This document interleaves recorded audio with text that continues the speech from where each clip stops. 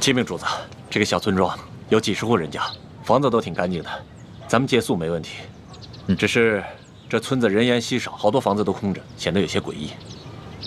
为什么？这些民房都好好的，有一些一看还是新翻修过的，怎么会没人住呢？是啊，房子是挺新的，就是没人住。也许这儿不久之前遭过匪患吧。这户院子里倒是有炊烟冒出来，应该有人，我去看看。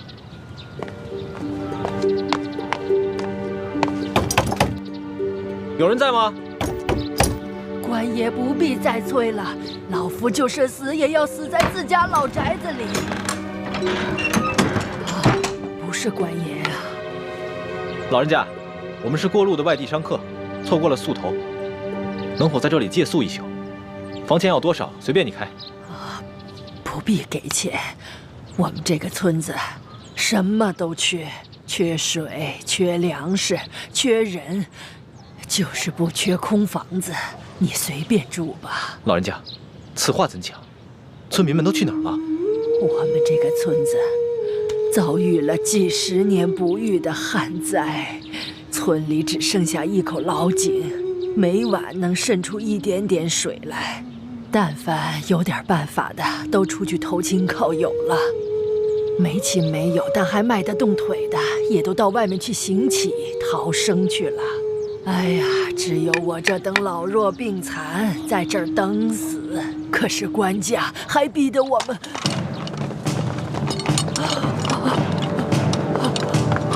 快，保护主子！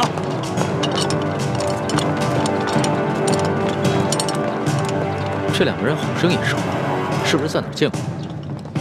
主子，这两个就是那日在客栈里调戏世淑姑娘的人，其中那个领头的把总还被主子教训过。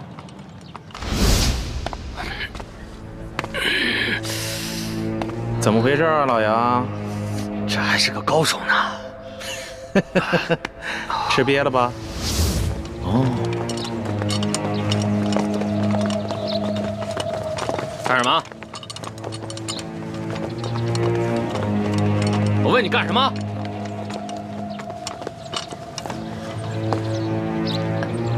杨婆子，我还正纳闷呢，就凭你不敢抗命啊？原来是有这么一门富贵亲戚。裘老板，你可别牵连无辜，老夫哪儿来的这等富贵亲戚？他们都是过路的客商，在我家借住一宿，明天就得赶路的。路过的客商，让我瞧瞧。哎，咱们是见过的是吧？啊？哟，姑娘，你也在这儿呢，真是缘分呐！你是谁啊？我根本不认识你。你还好意思说呢？那是在客栈喝醉了闹事，他就是被我教训的那个。哎呀，羞死人了！原来你还是个朝廷命官呀！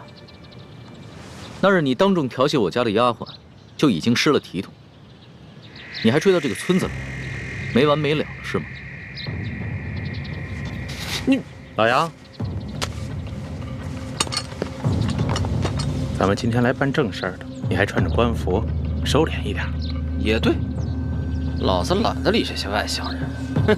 几位，老子是来办公差的啊！杨婆子，怎么着？今儿个你是搬呢，还是不搬呢？不搬，老夫就是死也要死在我自己的房子里面。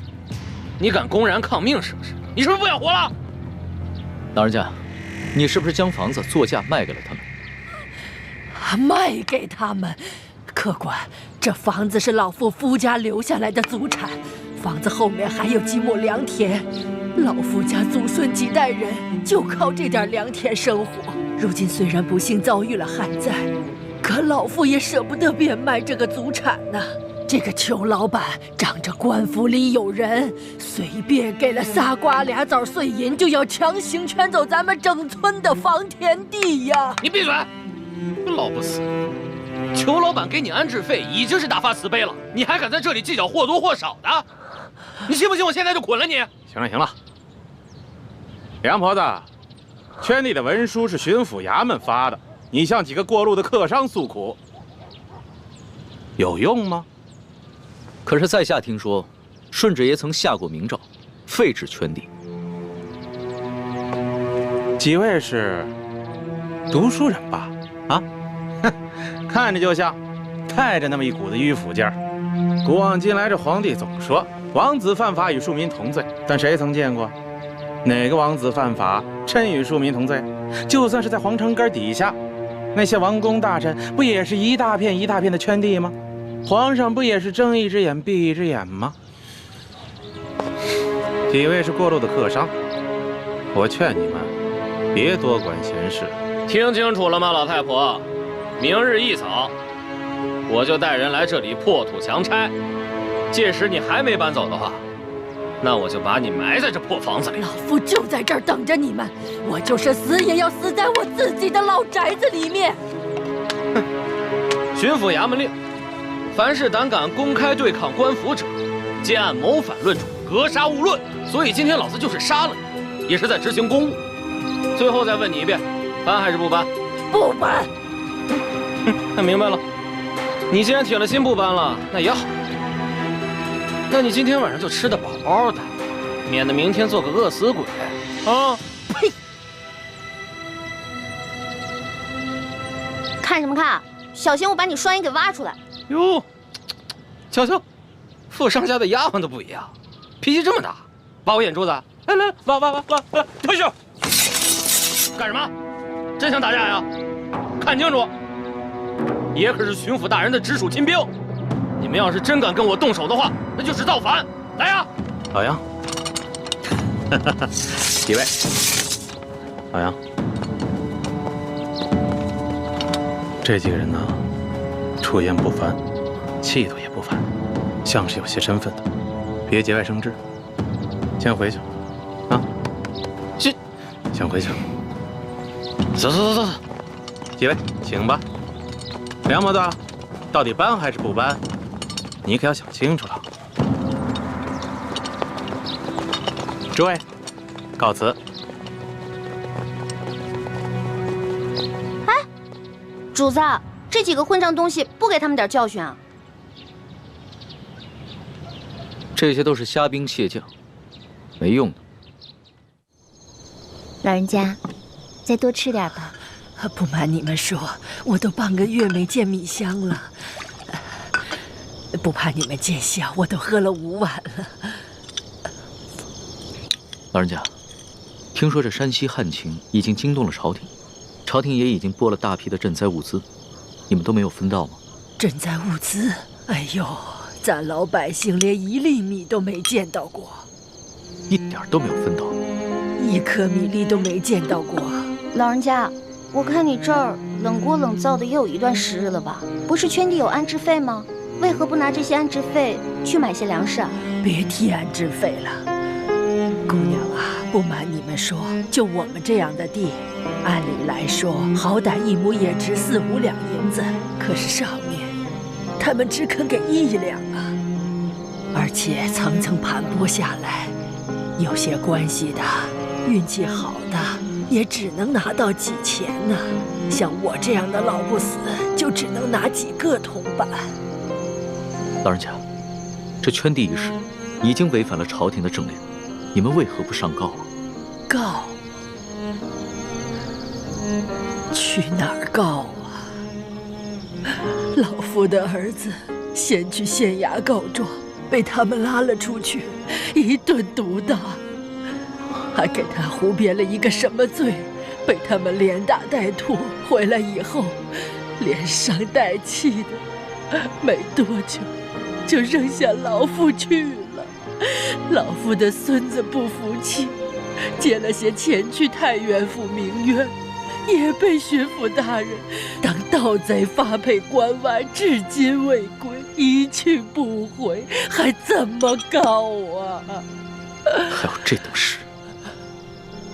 这山高皇帝远的，这圈地的人可是个通天的人，通天是当朝的大红人鳌拜，你知道吧？听说过。山西巡抚刘德昭，他就是鳌拜的门生，还有那个圈地的裘老板，他就是刘德昭寄娶的夫人的小舅子。您说还到哪儿去告啊？可是听说鳌拜不都已经被皇上给查办了吗？你知道吗？瘦死的骆驼比马大呀！鳌拜这些年提拔了多少门生亲信，他们都大权在握，盘根错节，连皇帝都忌惮他3分。不然为何皇上就只把鳌拜卷进了呢？这官场上的事儿说不清，万一哪一天鳌拜东山再起，可怎么办呢？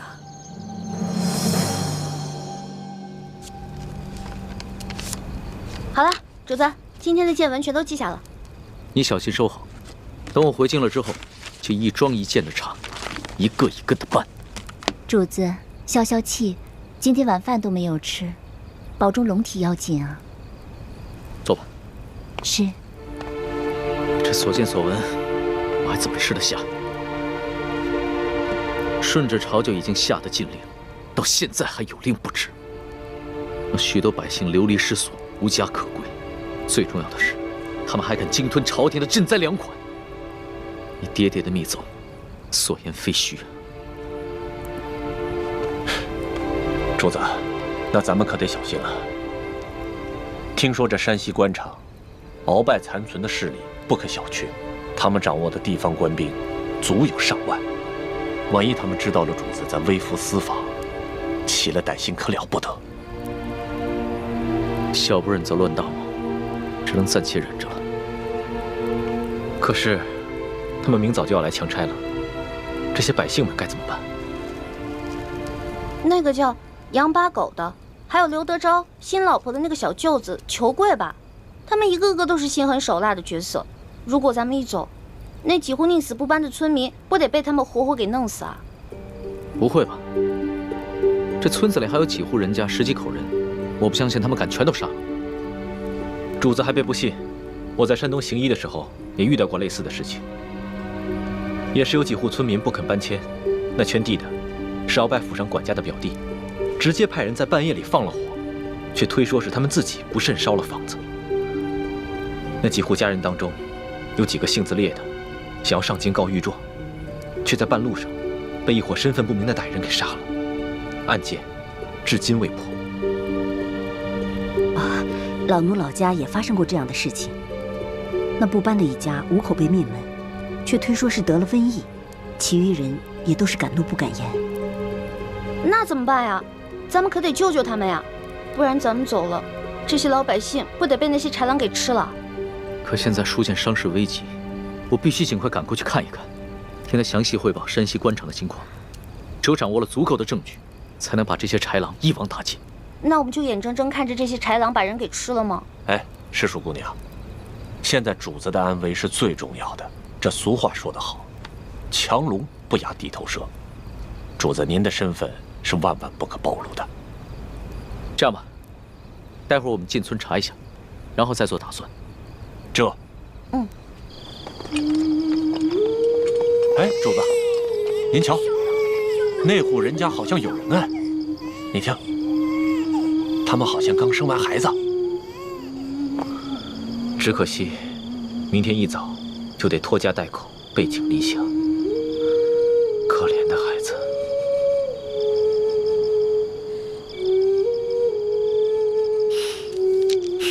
搜童，奴才在。把这个珠子送给他们的孩子，顺便打听一下他们家的情况。这。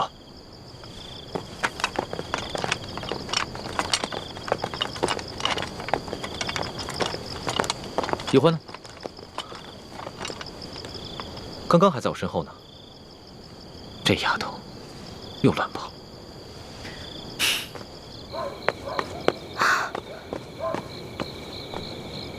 哎，我明明听到有人求救的呀！救命啊！快走！救命啊！站住！干什么呢你们？当兵的居然强抢民女啊！哎呦，瞧这小脸够水灵啊！要不一起带回去吧？舅老爷见了一定喜欢。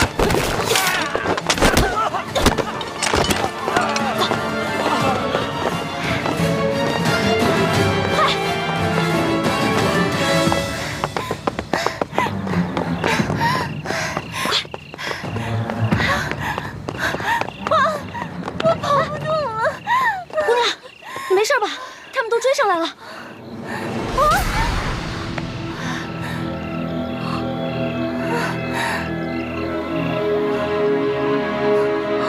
天哪，她怎么长得这么像徐姐姐？难道这舒婉欣逃跑1个月了，我们也想不明白她没有报官的原因。但是，她极可能已回山西老家去找她父亲舒剑了。哎呀，此处离太原府不远了。难道她就是从明珠谷逃出来的舒婉欣？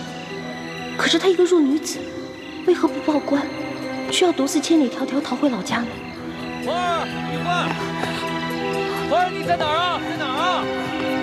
玉欢，来，姑娘，咱们躲这儿，快点，就这儿，快！哎，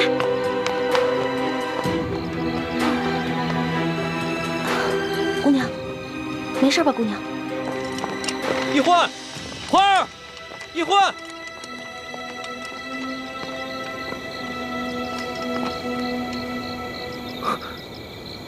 屋里好像有欢妹的呼吸声，但似乎还有另一个微弱的呼吸声。欢妹竟然没有发声，定是事出有因，不便现身。这丫头跑哪儿去了？这丫头真是太不让人省心了。一欢，没事吧？你脸白成这样，是不是特别饿啊？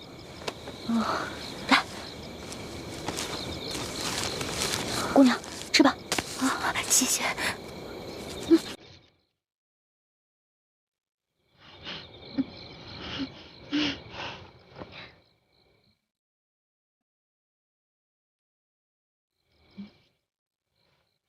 明明已经饿得不行了，还尽量注意吃相，不肯狼吞虎咽。看来应该是出身名门的大家闺秀啊。不好意思，我已经2天没有吃东西了。谢谢女侠仗义相救，谢谢女侠。别，太客气了。姑娘，我看你也不像这个村里的人，你为何一个人啊？你从哪儿来啊？要去哪儿啊？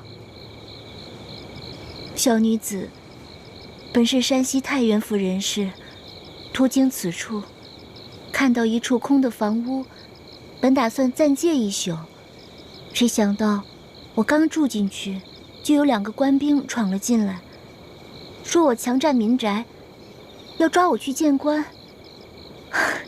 幸得女侠出手相救，小女子感激不尽。嗨，我根本不是什么女侠，我跟你一样，是途经此地的过客。你我相遇也算是缘分，不如互相留个姓名，他日江湖再见的时候也是朋友了。我叫易欢，你呢？是易女侠。易女侠武艺高强，又仗义助人。小女子能够结识易女侠，是小女子的荣幸。嗨，小女子的贱名不足为道，只是我这出门在外，身上的盘缠没有带足。易女侠家住何处啊？小女子平安回家之后，一定备下薄礼，登门致谢。口风倒是挺紧的，不肯说自己的姓名，反倒盘问起我来了。谢就不必了。我看咱俩年龄相仿，我是顺治12年5月初4生的，不知道该管你叫姐姐还是妹妹啊？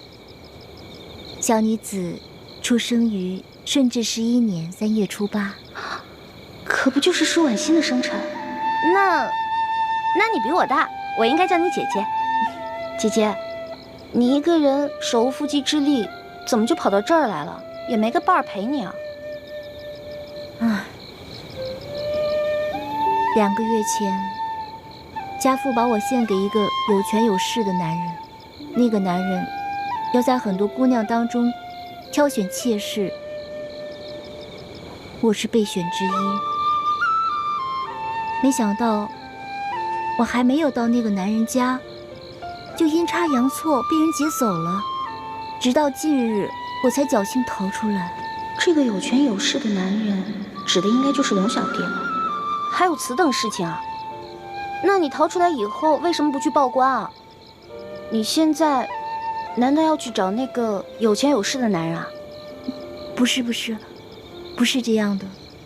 我未曾去报官，是因为那些劫走我的人固然可恶，但是我不恨他们，反而心存感激。为什么呀？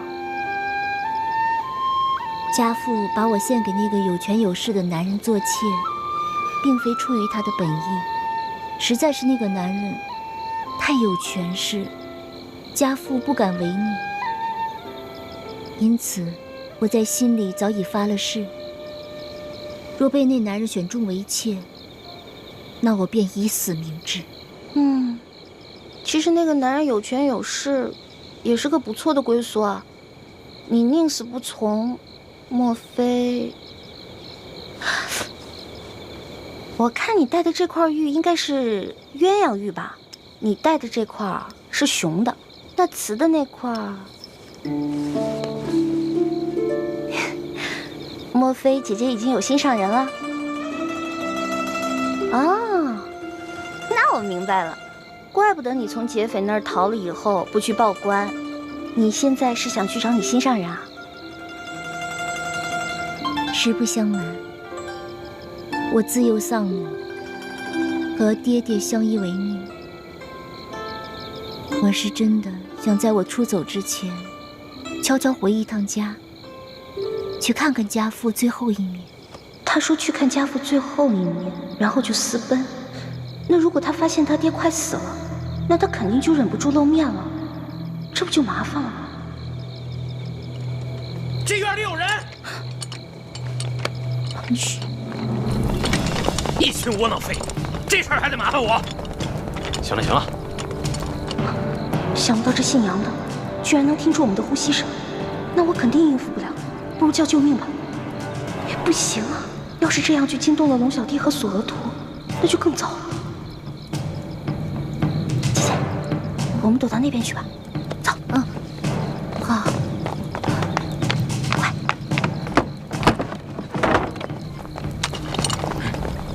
怎么了？这边，快走，跟上。这边，在那边，追！站住！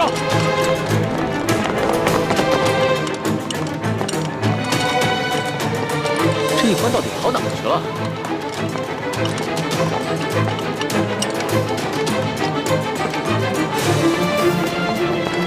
站住！姐姐，站住！姐姐，没事吧？别动，别动！你们干什么呀？不干什么，来呀，拿下带走。是。等会儿，你不是？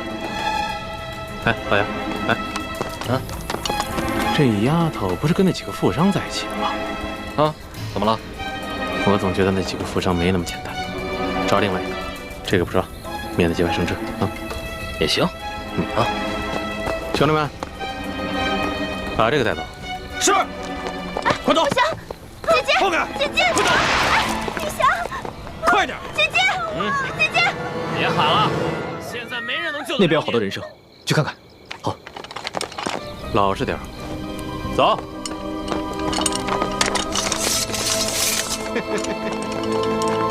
小妮子，没看出来还是个练家子。之前是不是把我的兵给打了？你脾气还真是烈呀！不过爷就喜欢骑烈马。之前你不是说要来挖我的眼珠子吗？现在看来，只能是爷挖你的肉了。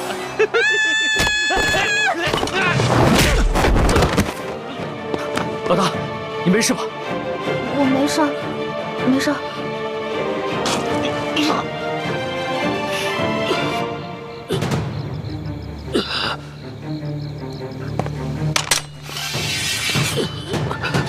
们别乱来，我可是朝廷命官。主子，他敢轻薄一环，死有余辜。你见杀了他已经便宜他了。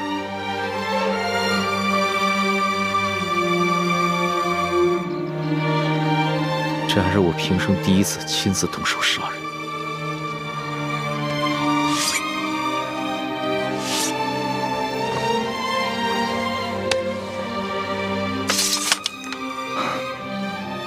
杀害朝廷命官可是大罪，这样一来，很容易暴露身份。杀了就杀了，想办法善后。这三更半夜的，你到处跑什么呀？喊你也不应，你知不知道我们很担心你啊？我是晚上没吃饱饭，本来想看看村里有没有什么鸡，填饱一下肚子，结果找了一圈没有，就遇上这个坏蛋了。饿死鬼投胎啊！天天就想着吃，除了吃你还能知道什么呀？我还知道饿。你看看你这个妹妹，脑子里装的都是什么东西？陈妹从小生活艰苦，所以一有机会就惦记那张嘴，让主子见笑了。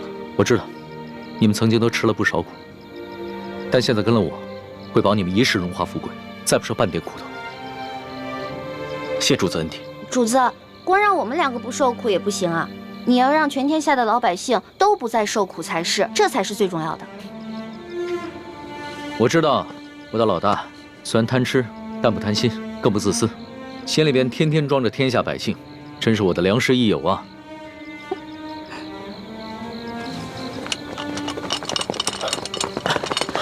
主子，主子，这怎么回事？不必慌张，先找个地方把他埋了吧。这，来人呐，把他拖下去。这，快！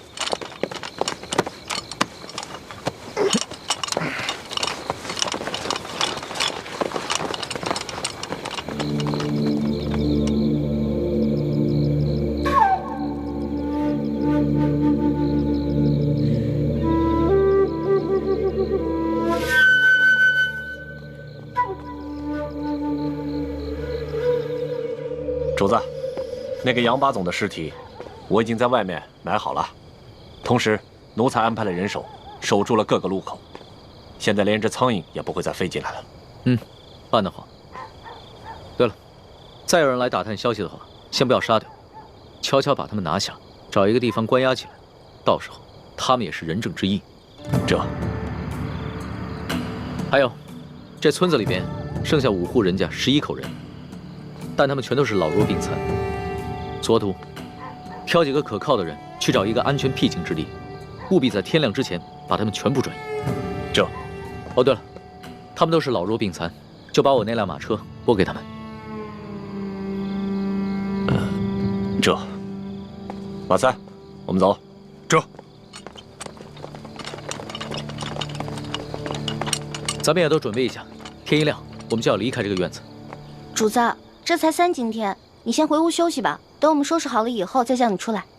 好，明儿再赶1天的路就能见到书剑了，到时候肯定有很多事情要等着我处理，所以啊，我是应该好好养养神了。那我给您点一炉安魂香吧，不然你睡不好，又该胡思乱想了。不容易啊，会体贴人了啊。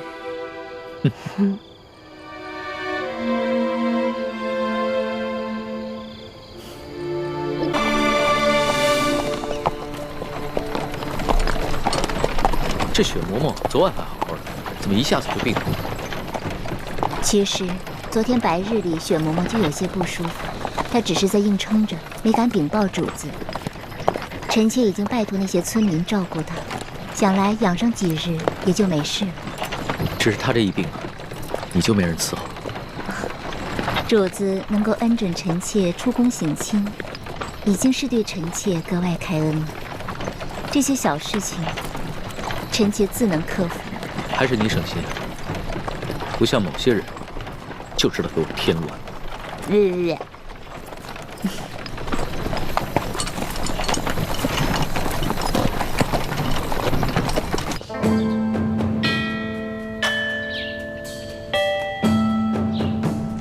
左图派人送来了密奏，说皇上已经进了山西境内，应该很快就能悄悄地见到书剑了。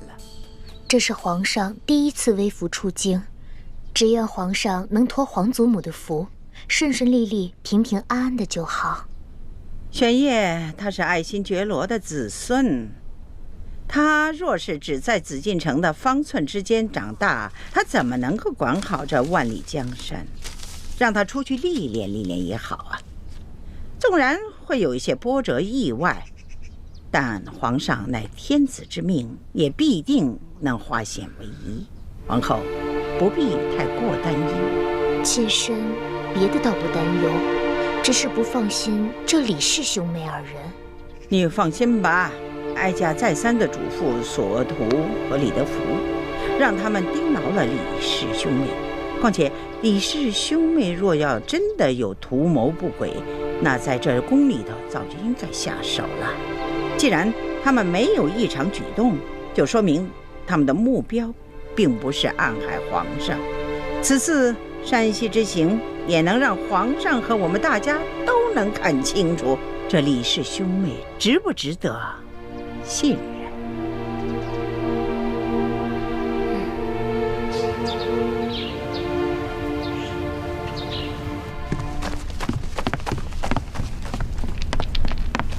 官儿啊，杨八总找着了，找着了。不管他说出什么理由，先拖出去给我打50军棍。此风不可长啊！居然敢不声不响的玩失踪，这以后这对我还怎么办？还军什么棍呢？人是找着了，在一棵杨树底下埋着呢。死了，死了。肋骨断了几根，而且被一箭穿心。我纳闷呢，淮阳村的10几个村民没这个能耐啊，除非是那几个外地来的客商，他们带了一群保镖，而且个个身手不凡。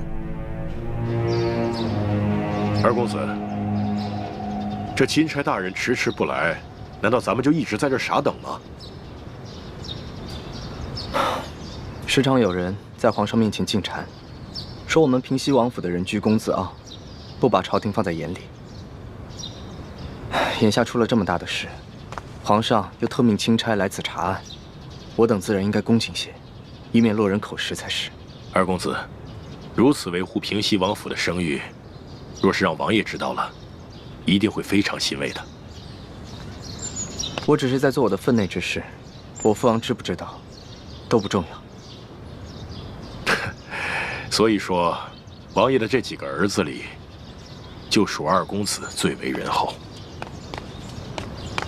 吴公子，钦差大人还没有来吗？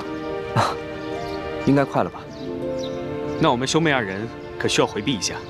那倒不必，二位都是我吴应期的朋友，刻意回避当然不需要。但是如果二位不习惯接待朝廷要员的一些繁文缛节，当然也可便宜行事。待我事情处理完毕之后，再与二位一同上京。那我们多一事不如少一事，不如我们就留在自己房里吧。也好，那就随姑娘的意。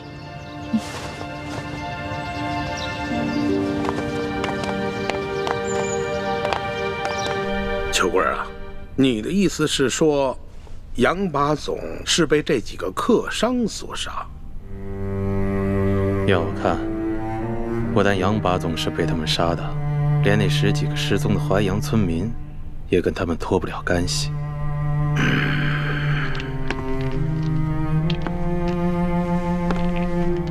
老爷，我看这几个客商身份可疑，行踪诡异，您是不是得派人去查一查？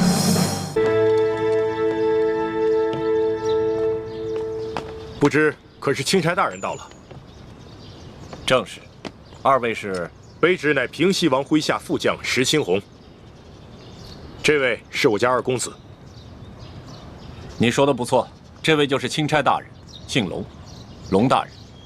吴应期参见钦差大人，大人辛苦了。二公子果然是风神如玉，真是一表人才啊！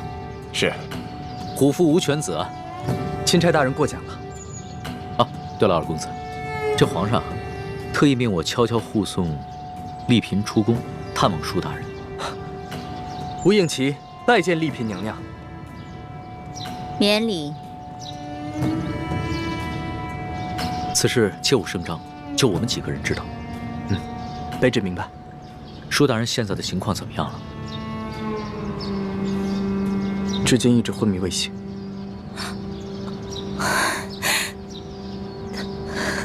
丽嫔娘娘，别伤心了，说不定等会儿舒大人见到娘娘，就会醒过来了。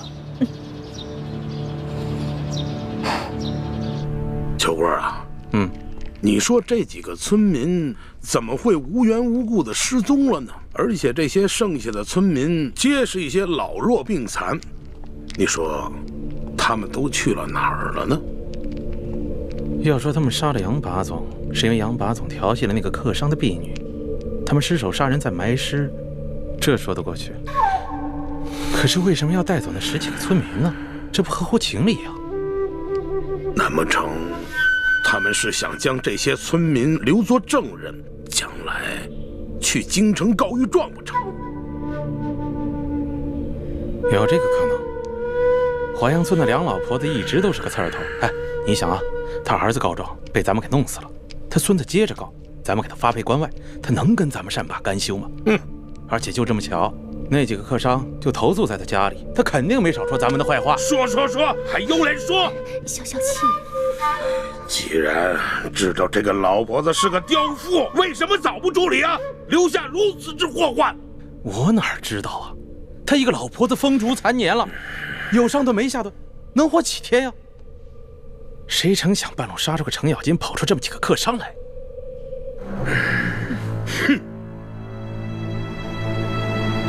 听密报说，这收件前1个月以前，曾向皇上上了一道密折，举报我和整个山西官场的官员。当时皇上忙于敖中堂的事情，所以将此密折留中未发。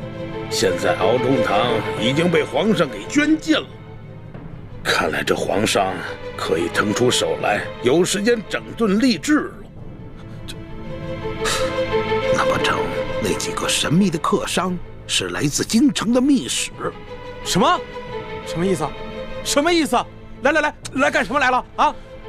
你慌什么？我告诉你，现在整个山西的官场那就是铁板一块，只要舒建一死，任谁都查不出什么。你说的轻巧，舒建什么时候死啊？他什么时候死？就最后这么一口气，他什么时候咽？他绝活不过今晚。哦。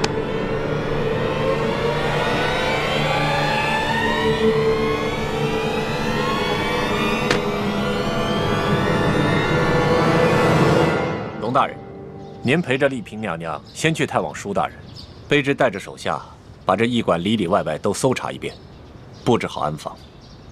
好，去吧。这，走。丽嫔娘娘，龙大人，这边请。娘娘。二公子，二公子，刚刚我家老爷醒过来了。他们真是皇恩浩荡啊！这丽嫔娘娘和钦差大人一过来，舒大人就醒了。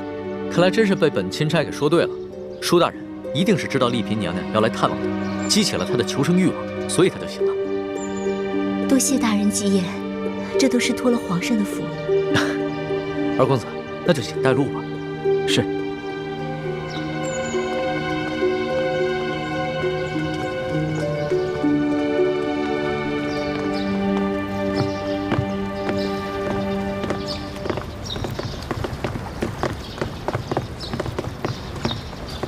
娘娘，舒大人就在这个房间养伤。哦，对了，皇上有一封密诏要我单独交给舒大人，有劳二公子先行回避一下。啊，好，那我等告退了。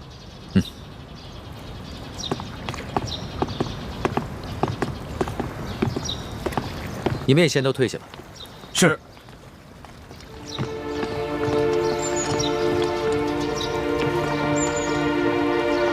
李欢，你们3个就先在门口候着吧。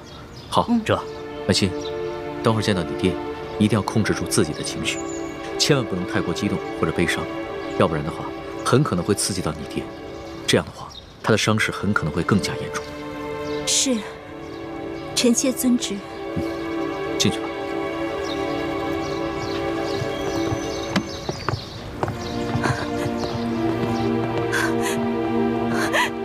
爹，爹，爹，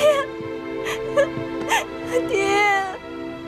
帅气，帅气。朱哥哥，怎么办啊？你说这书剑会不会认出徐姐姐是贾某的？谁也没想到书剑还能醒过来。事到如今，只能随机应变了。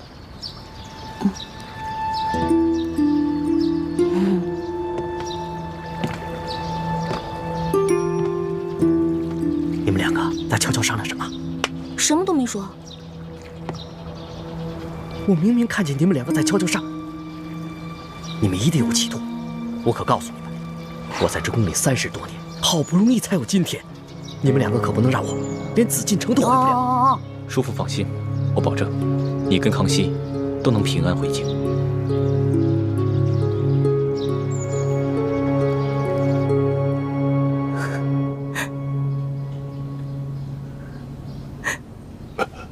皇上，先别急着起来，安心躺着。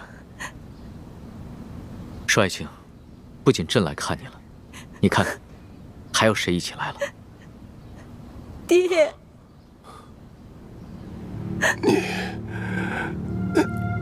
你是？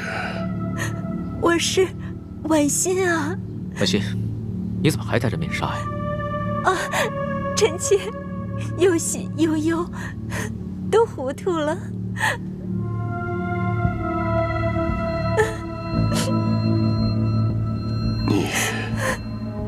你是婉心？真的是婉心？你怎么来了？邵爱卿，朕知道你只有这么一个女儿，所以啊，朕特意带她来一同探望你。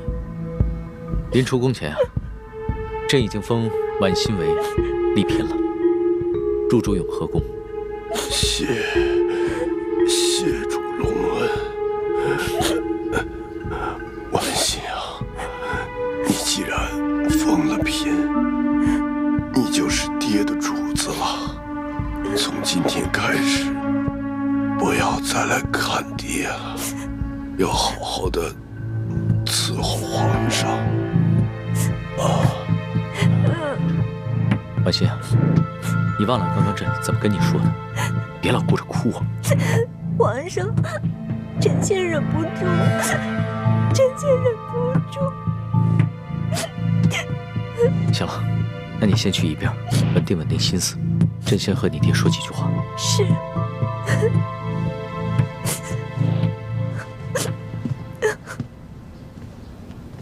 舒爱卿，朕这一次千里迢迢赶来，一是为了核实你密奏中的几件大事，第二是为了亲自调查你御赐，你到底是被谁所赐？为什么他们要行刺于你？他们是不是因为知道你给朕上了密奏，想要灭口？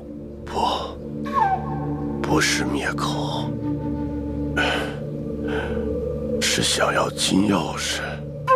此刻身手非凡，绝非普通劫匪，是臣拼死保护金钥匙，才被打成了重伤。那你这么说的话，凶手应该已经知道了金钥匙的秘密。你能不能认得出来，他们的身手到底是出自哪里？不知道，臣只知道，在事发的前一天晚上，平西王府秘密的派了个人来。舒爱卿，婉心，快倒水来。是。舒爱卿，舒爱卿。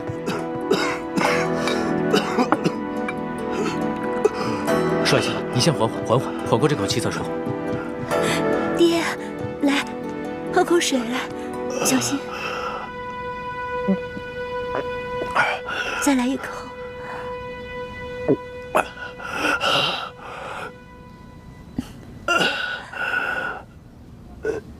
怎么样，好些了吗？你刚刚说的平西王，平西王派谁来？派他来做什么？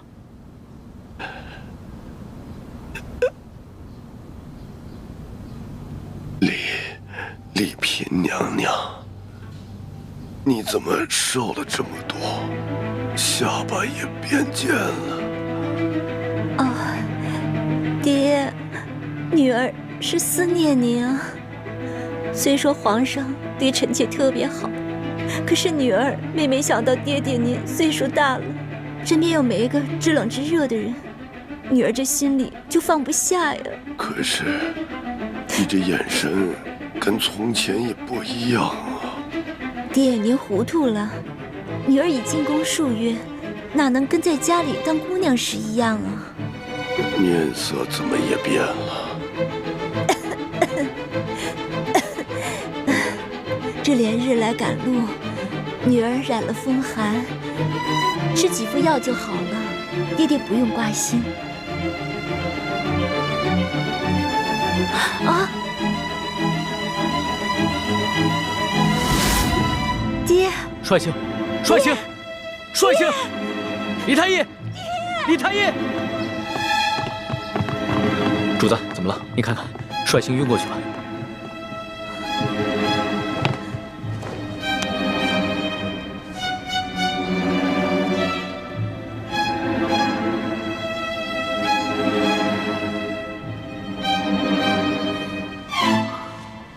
主子，舒大人的脉象很不好，只怕随时都可能。啊！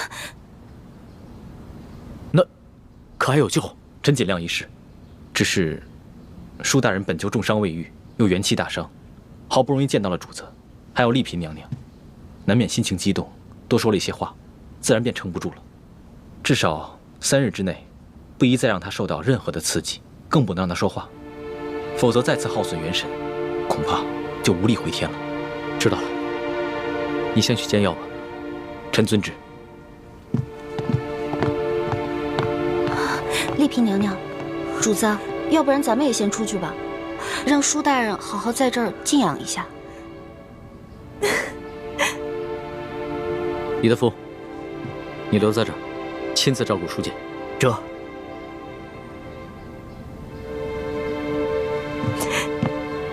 走吧。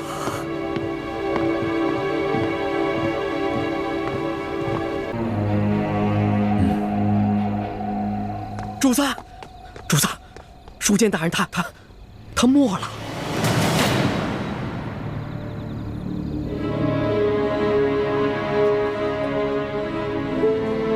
奴才一直听从主子的吩咐，守在舒剑大人的房门外，就连一只苍蝇也不让飞进去。可是刚半夜的时候，奴才就腹内疼痛，我等不及换班的人来，就去了趟茅厕，前后才一盏茶的功夫。等我回来，舒大人他就……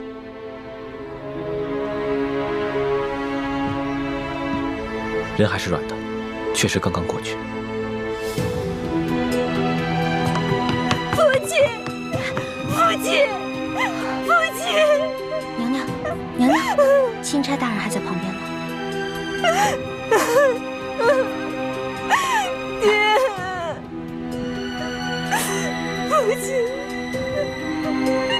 李太医，晚饭之前我还跟你探望过舒剑，当时他的脉象不是一直很平稳吗？当时确实有所好转，只是不知怎么突然就……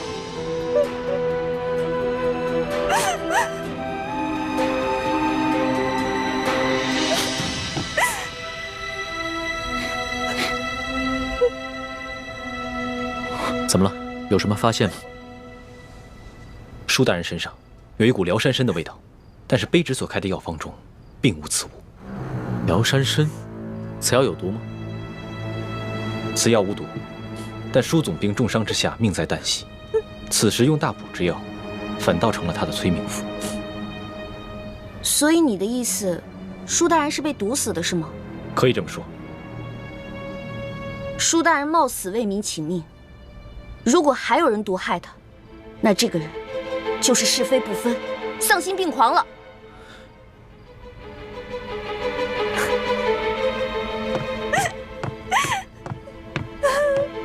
主子，卑职已将这驿馆里的所有人等全部都拘押起来了。好，你先分别询问，只要是有可疑的人，全部都带到大厅来。待会儿我亲自审问。这。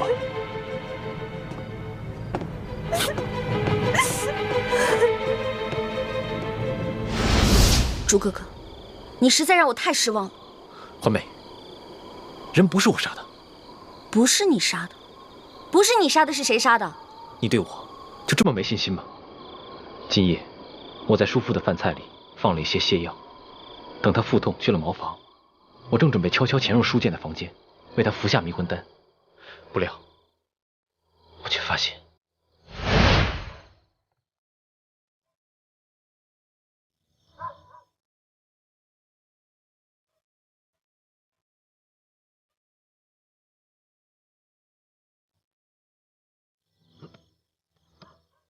哦，肚子怎么这么疼啊？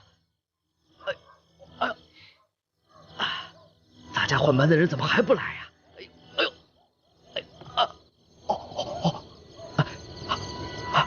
哎呦，算了。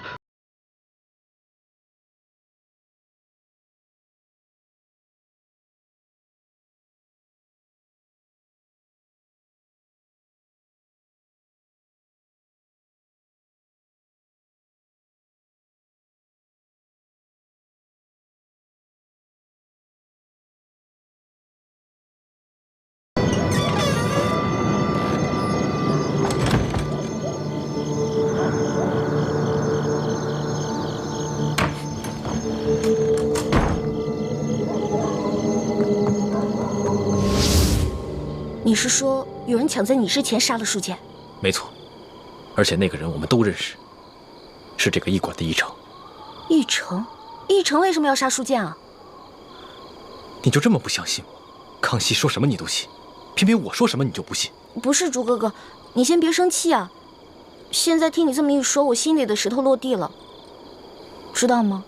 如果你为了光复大明，变成了心狠手辣、不择手段的人，那样我会很难过、很失望的。你放心，光复大明是我一生的责任，我无法逃避，只能全力以赴。但是在我心里，永远把你放在最重要的位置。你的朱哥哥宁愿死，也绝不会让你失望，让你憎恨。朱哥哥，你能不能别这样看着我呀？你跟我说的这些话让我觉得压力特别大。你不要觉得有压力，这是我对你的心。至于你对我的心，都听凭你的意愿，我绝不勉强。你说那个驿丞为什么要杀书剑啊？早不杀晚不杀，偏偏这个时候杀他。我也不知道。康熙已经命索额图挨个审问所有的人。我虽然没有办法出面拆穿驿丞，但这个小小的驿馆早就被索额图所带领的大内侍卫在暗中包围，外人根本无法进入。要想查出在夜间行迹可疑之人，并非难事。糟了，这樊姐姐、叶哥哥还在驿馆当中呢，他们会不会被索额图当成疑凶啊？小师妹，我们没事，放心吧。叶哥哥，没事就好。小师妹，大师兄，我们又见面了。叶师弟，你送给欢妹的金手镯很好看，我替她谢谢你。我本来想让她把那手镯戴上，好歹别辜负了你一片心意，但她自己不愿意戴，所以……叶哥哥，我现在的身份是钦差大臣的丫鬟，所以我身上不能带贵重的东西。不过你放心吧，我把那个金手镯已经好好的收藏起来了。不带就不带吧，收好就行了。大师兄，索额图已经找我们问过话了，有吴应奇作保，他也不敢为难我们。那就好。如果不出所料的话，康熙应该很快就会查出是驿丞下的毒。不，真正毒死书剑的不是驿丞。书剑伤情好转，肯定是吴应奇和石青红不愿意看到的。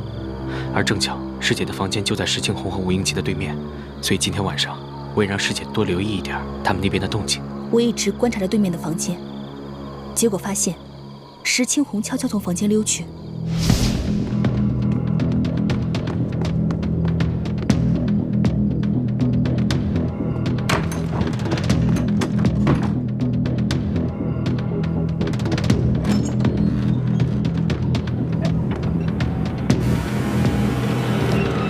那个黑衣人就是石青红。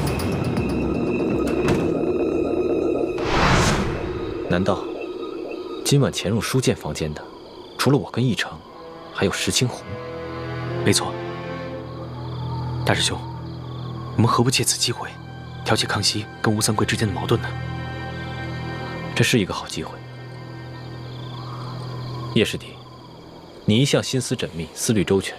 如果你能把所有的心思都用在光复大明的大业上，我相信你爹和师傅们一定会很开心的。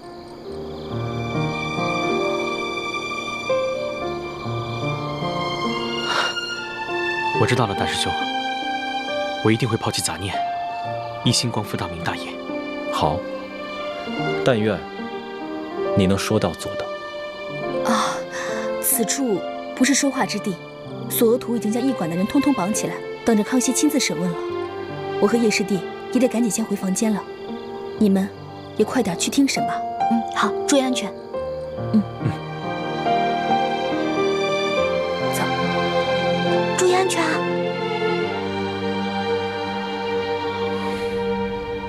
钦差大人明察，小的只是路过舒大人房间，看见门口无人守卫，放心不下，这才进去看了一眼。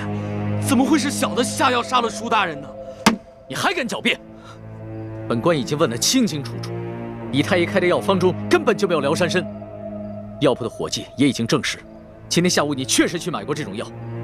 驿馆的人也看到你夜晚之时悄悄进过厨房。大人饶命！大人，小的是看着舒大人近日身子虚弱，想帮他进补，小的也不知道这补药居然还会杀人呢。到了现在你还敢抵赖，真的以为本官好欺骗是吧？你一个小小的驿丞，怎么会有胆子谋杀朝廷命官？肯定是有幕后主使。你最好从实给我招来，说不定我还能留你一命。回禀大人，小的冤枉。小的在药里面确实放了辽山参，但舒大人却非死于小人之手。今晚，小的端着药碗去给舒大人送药。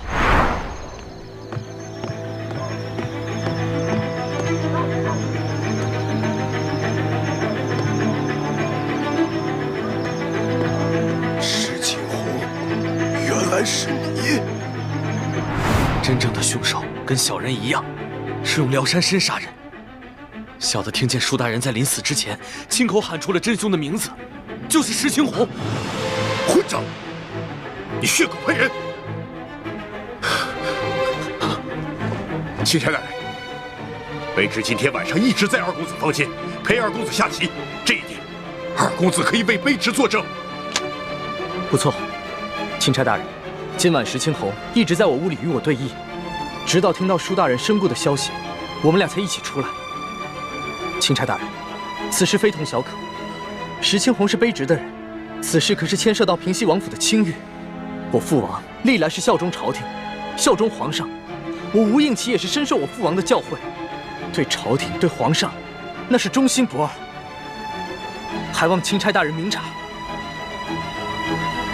二公子请坐吧，这点本官自有主张。石青红，你既是整晚都与二公子待在一起，那可有别人作证吗？房中并无他人。房间既无他人，那谁知道你是不是在包庇他呢？这位姑娘，似乎对吴某有些敌意。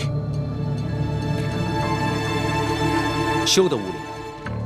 这平西王乃是国之栋梁，朝中良臣，不可无端猜测。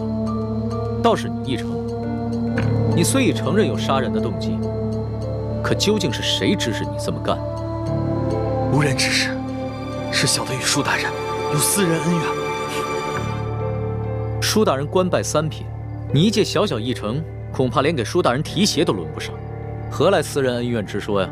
不瞒大人，舒大人曾经因为小事给了小的一马鞭，小的就此怀恨在心。但舒大人确实不是小的杀的，还望大人好好审问石青红。够了！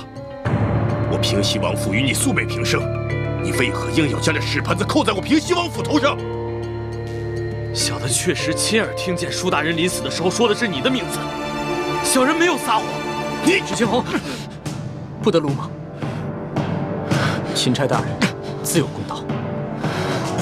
义成，你本就是一个小小的议程，哪有胆子谋害朝廷命官？你最好老老实实的说出你的幕后主使，要不然的话，很可能会罪加一等，连累你的家人。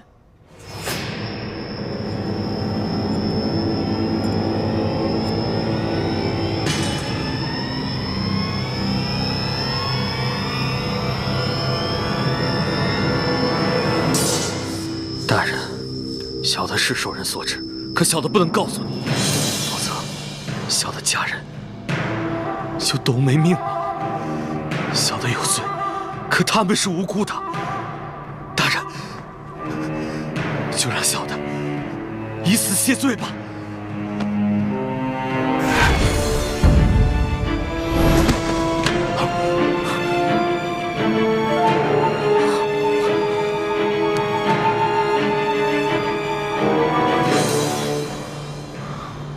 他舌下藏了见血封喉的毒药，见势不妙，便咬破蜡丸自尽了。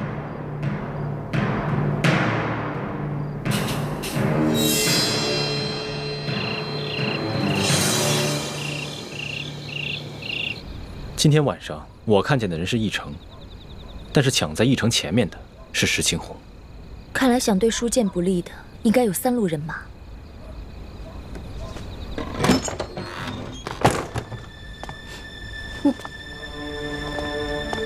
主子，李太医也在啊。丽嫔娘娘悲伤过度，我来给娘娘诊脉，开一些疏散之药。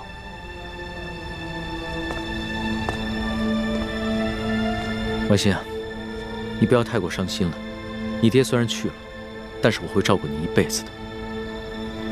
至于你爹的后事，你要是有什么想法，就尽管提出来。臣妾是没侥幸，一切但凭主子裁夺。行。那我决定明日一早就护送你爹的灵柩回太原府。虽然这宫里规定，这后宫的嫔妃不能因为娘家的丧事披麻戴孝，但是这是宫外，朕特许你穿素衣，以尽孝道。等回了宫以后，朕再追封你爹为从一品，以慰你爹的在天之灵。谢主子隆恩。哎，龙小弟，你可得为娘娘的爹报仇才是。这个义成说的石青红，可是吴应琪身边的贴身侍卫。小声点，小心隔墙有耳。哦，我也怀疑这个人是吴三桂，只是此人极其奸诈狡猾，很有可能在鳌拜身边埋伏了奸细。说不定他送出金钥匙以后，才知道金钥匙的底细，再派人追回也是极有可能的。只不过吴三桂兵强马壮，雄霸一方，我暂时不想打草惊蛇。哦，怪不得主子要替他敷衍过去呢。这鳌拜的余党和吴三桂，都是我的心头大患。可是这重症不可用奇药啊。主子，这舒总兵之死，还有山西的贪腐窝案，可不是一时半会儿能够查清楚的。这为了安全起见，不如主子您早些回京吧，然后由奴才陪着丽嫔娘娘一起护送舒总兵的灵柩返乡，可好啊？索大人所言极是，主子还是早点回京吧。行了，我知道你们担心我的安危，但是这次出宫以来，所见到的事情简直闻所未闻。纸上得来终觉浅，我还是想在这山西多待几天，多体察一下民情。可是主子，现在这情况实在是太复杂了，这万一出现什么意外，奴才怕是担当不起啊。身为天子，最大的威胁不是一些宵小之徒的暗杀，而是没有能力治理好这个国家，让百姓天天盼着你死。我不可能一辈子都待在深宫里面，仅凭折子来治理天下。虽然在这儿体察民情会冒一些风险，但是既是值得，也是应当。龙小弟，说得好，我支持你。以后无论你做出什么决定，我这个老大都会拼命保护你的。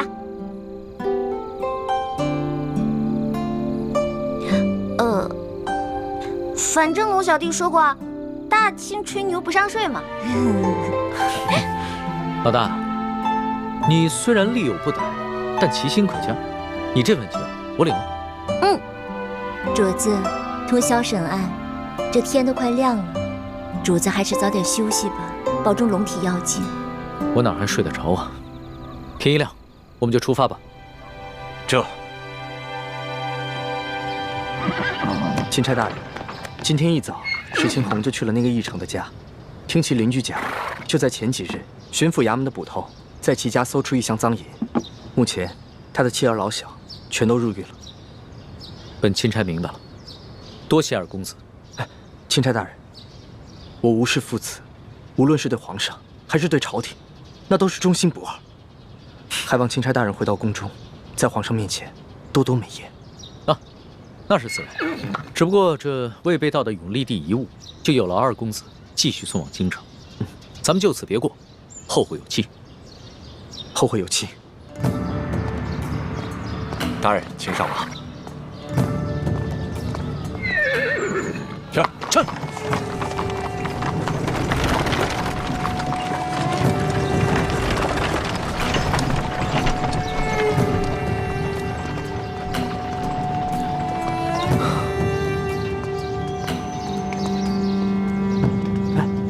倩影姑娘，不如趁着清晨天气稍凉，我们上路吧。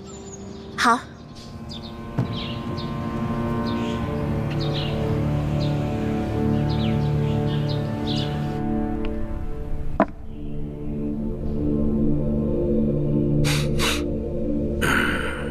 这钦差大人叫龙三，这满朝的官员之中，哪儿来的这号人物啊？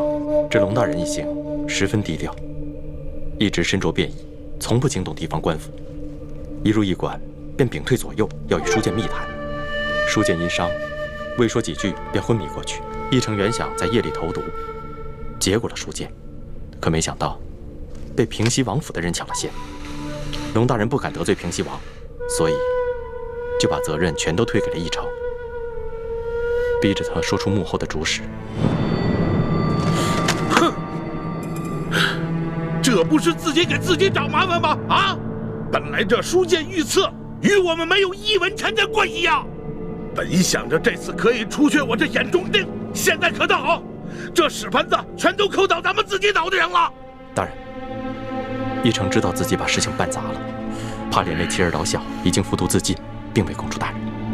我告诉你，若是此事深查的话，那还查不出来这义成的一家老小是咱们抓的？这龙大人一看还不明白？现在急也没什么用了。依我看呢，咱们只能是一口咬定，这义成的妻儿老小是窝藏赃款，咱们是秉公办案，只要不让这个钦差找到证据证明书剑的死跟义成有关，那他就根本奈何不了咱们。但愿吧，但愿这个钦差大臣跟以往是一样的，是一个懂规矩、好说话的。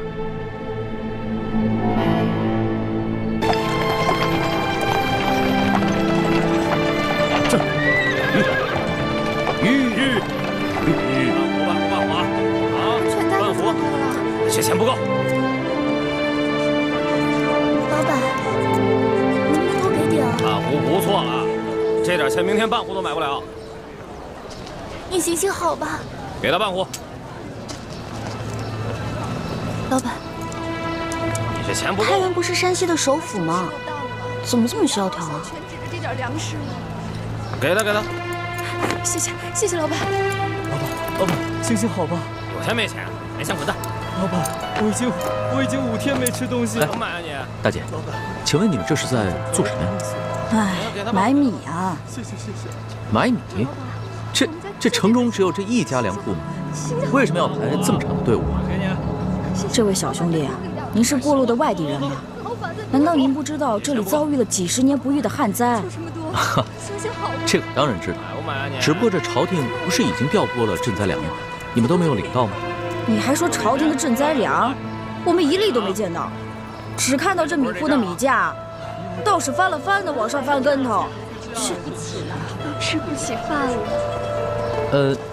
老板，这儿的梨怎么卖啊？你们那边不是有告示吗？自己看去。还要涨价呀？半壶，给他半壶。好嘞，半壶，后面跟上。买不买去？是啊，饭都吃不下去了。后面跟上，给他半壶。行了行了，走吧。你卖每斗2000钱。下一个。哎，接着点儿。老大，你什么时候下来？哎，你以前跑江湖的时候，这米卖什么价格？那要看是丰年还是小年了。如果是丰年的话，一升差不多每升约10到12钱，1斗是10升，所以差不多就是100到120。但如果是小年的话，收成不好，那价格会翻1倍，差不多每斗200到240钱。龙小弟，你知道2000钱意味着什么吗？不行不行，若在以往啊，能买头猪了。不行不行，走。主子，您先别着急啊，咱们还是先办完舒总兵的事儿吧。走，要买赶快啊！明天又不是这价了，快点啊！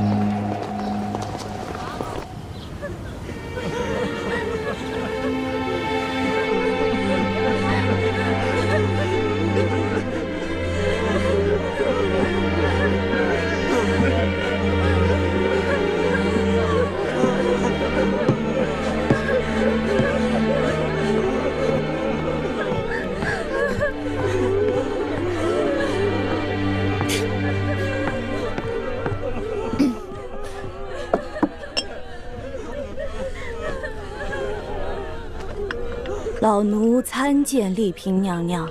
嬷嬷免礼。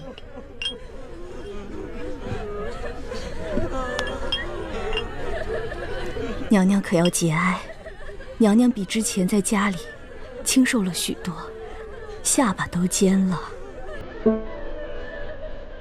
娘娘在宫里享年千人，茶不思饭不想的，所以啊，自然是清瘦了许多。哦，是不是在宫里饭菜不合娘娘口味？娘娘小时候最喜欢吃奴婢做的羊乳蒸糕了，奴婢刚刚为娘娘做了些。啊，嬷嬷有心，只是本宫现在什么都吃不下。哎呦，这可不行，老爷现在不在了，娘娘更要保重身子。娘娘小时候不开心，不肯吃饭，但凡闻到老奴做的羊乳蒸糕，就会胃口大开。娘娘，来，您闻闻。啊，先拿开吧，先拿开吧。娘娘，这是怎么了？这是您之前最喜欢的味道，怎么现在一闻就想吐啊？我现在不喜欢这个味道了。娘娘是不是现在嫌弃老奴了？来来。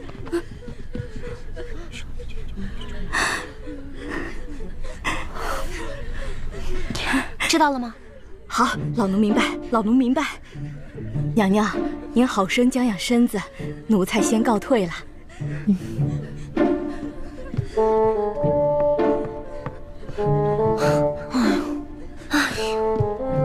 可算把他打发走了。一欢，你刚才跟他说什么了呀？我跟他说，你怀了楼种，而且这舒大人死的蹊跷。后宫嫔妃又争宠争得厉害，所以这事儿千万不能透露给别人。你这个小丫头，撒这种谎你还不害臊啊你？那怎么办呀？你看他在那一直唠唠叨叨的，我要不说这些，他能走吗？哎，不过徐姐姐，如果以后你再嫌他们的饮食不合胃口的话，就不怕别人看出来了。那倒是。可是这府上都是舒府的老人。该不会被看出什么破绽吧？舒剑已死，你的危机就解除了。而且这府里都是下人，即使你露出什么破绽，他们也不敢对你的身份提出质疑的。放心吧。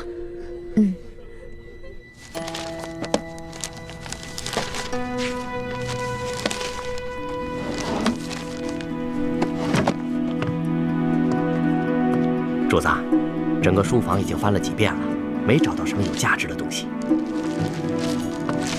主子，您瞧瞧，这些文稿，新的旧的，这样混杂在一起，这说明我们来之前已经被人翻弄过了。看来这书府的下人也被刘德昭买通了，书剑留下的文稿都已经被清理过了。主子要不要会一会以刘德昭为首的山西官员们？万万不可！主子，您要顾着自己的安危啊！我看不如等舒总兵下葬以后，咱们就赶快回京得了。就算我不会他们，他们也应该会来见见我这个钦差大臣吧。主子，各路山西官员前来吊唁，为首的有按察使大人和布政使大人，还有山西巡抚刘德昭的护卫孟祥和。看看，我所料不错吧？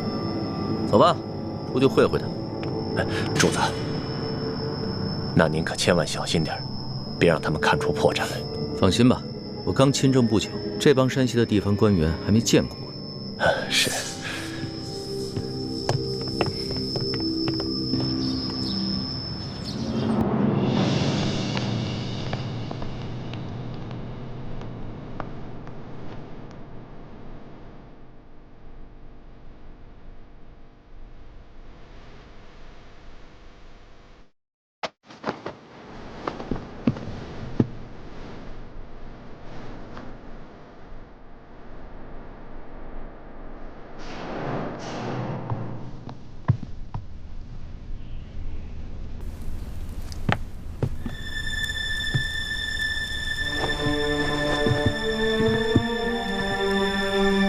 参见丽嫔娘娘。免礼。谢娘娘。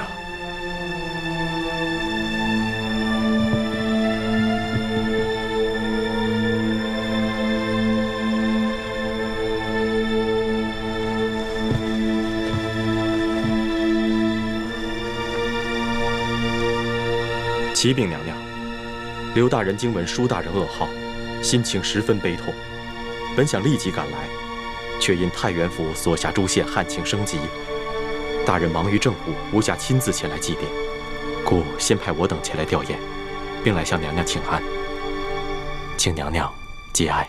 皇上破例恩准本宫回乡葬父，此乃皇恩浩荡，本宫感恩不尽。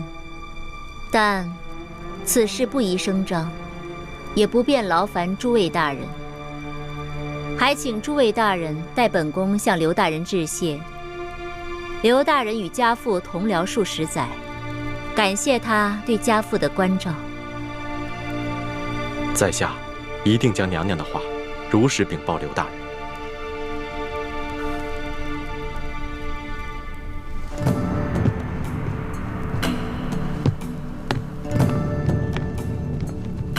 见过钦差大人。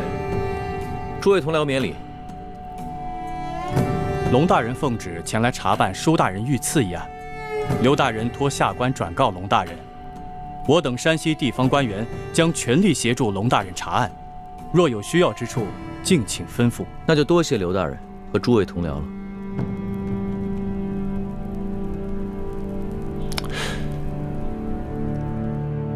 看来咱们的一举一动果然尽在刘德昭的掌握之中。这刘德昭的架子够大的，自己不来，只派了几个心腹的手下前来吊唁。主子，这刘德昭说不定真的是去巡查灾情了。我才不信呢，他肯定不是什么好鸟。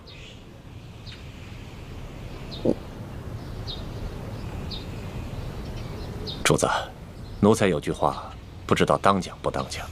这不是在宫里，这么小心翼翼干嘛？有话只管说。主子，我们出来所遇到的事情，虽无真凭实据，可桩桩件件都很难说跟刘德昭没有干系。这随便挑出一件就够砍他脑袋，如果全都加起来，他有100颗脑袋都不够砍呐。所以，我怕他知道了主子的真实身份，会狗急跳墙，做出大逆不道的事情来。主子，您要是听到什么，看到什么，可千万要忍着，万事等咱们回了宫再计较啊。这山西太原是刘德昭的地盘，咱们确实得小心一点。主子，听说外头饥民在闹事，把整个府衙都包围起来了。走，看看去。